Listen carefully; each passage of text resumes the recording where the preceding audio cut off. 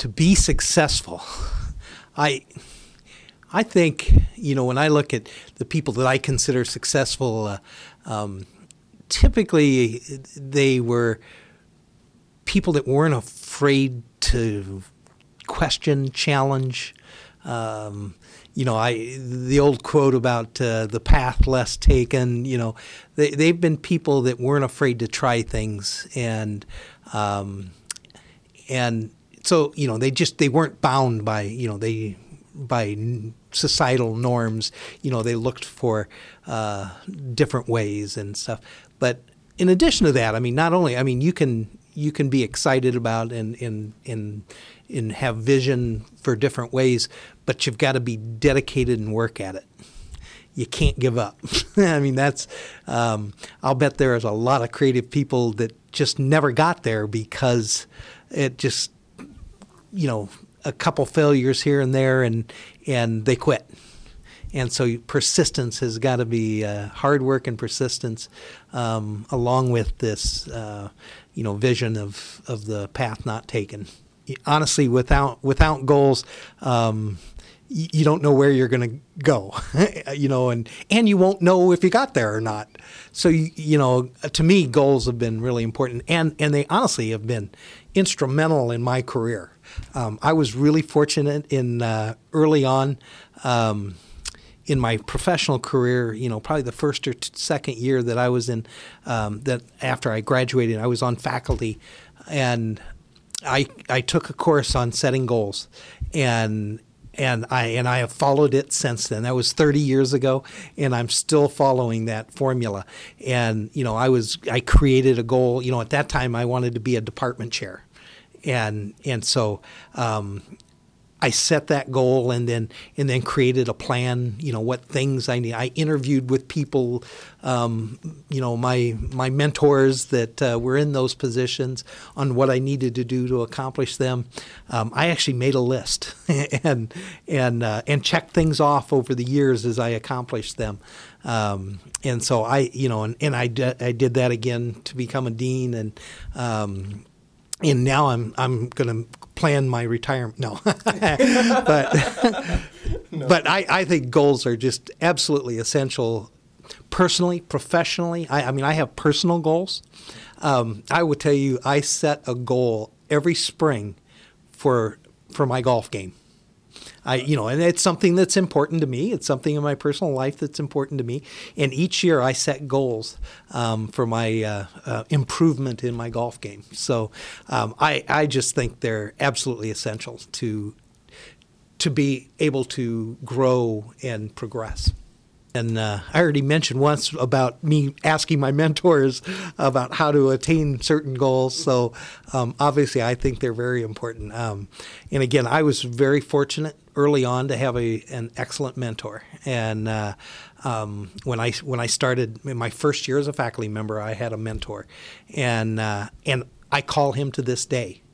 And when I've come across something I'm not sure, I'll call Jeff. And but we've developed a relationship in our early years as a mentor-mentee, and I can't count the number of times that I've asked for advice and from his experiences.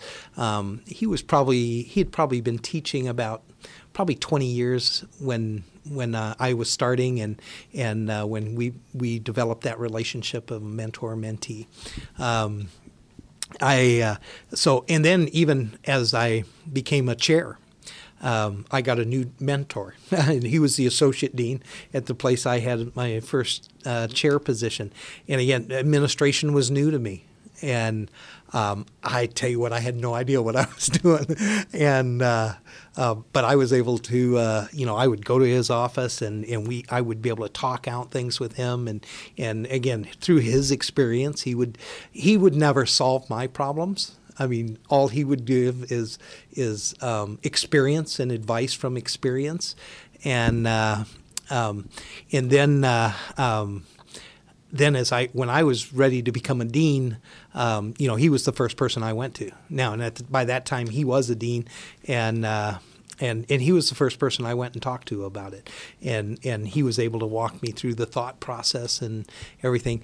When I interviewed for my first deanship, I went to him before that also, So they really play a real critical role through their experience.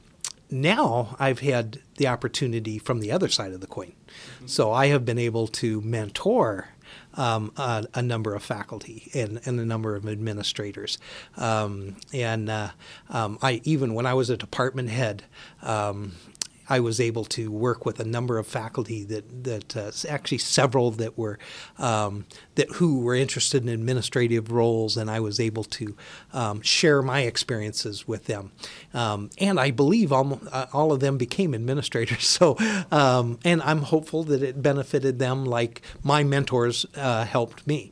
And then in both, I've been a dean at 2 places now, and in both places now, I've gotten another mentor, and the provost at both institutions started serving that role, so that I can continue to ask them questions from their experience and wisdom. So obviously, I think it's a very important, and to be honest, there's no reason to make the same mistakes other people have already made. So, it really is helpful. One of the fun things of starting a new school is that you get to bring some things with you that you really like and leave things that you don't like, and then make processes better.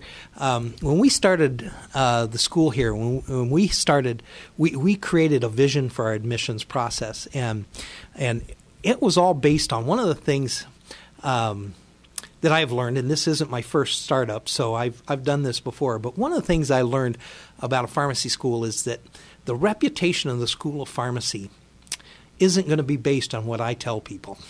I wish it were. I'm excited about, I'm excited about the Wegman School of Pharmacy, and I tell people all the time how great we are, how great my faculty are, how great my students are, and what a wonderful job we're doing here. So I'm very positive about it. But I know that that's not going to be my reputation. The reputation of my school will be the reputation that's created by my students as they go out and work side by side with the other pharmacists in this area or wherever they go to work, and with the patients they serve and interact with. That becomes our reputation. So we start this admissions process knowing that we're going to create our reputation with the students we select. So that's our vision, is to create our reputation. So when we look at students, first, there's still a real healthy applicant pool. So, it's just not possible to evaluate every candidate thoroughly. So, when you have 900 to 1,000 applicants, you just cannot look at everything. So we have to have a method to streamline that first group, and so we have a filter on it, of course, and that filter is all academics. So it's grade point average and it's PCAT scores, the pharmacy entrance exam, and so it's based on those things as our screening tool. Now, the thing that assures us, though, is we're pretty confident that in the group of students that we interview, so we screen that big applicant pool down into a smaller one, probably about 250 students.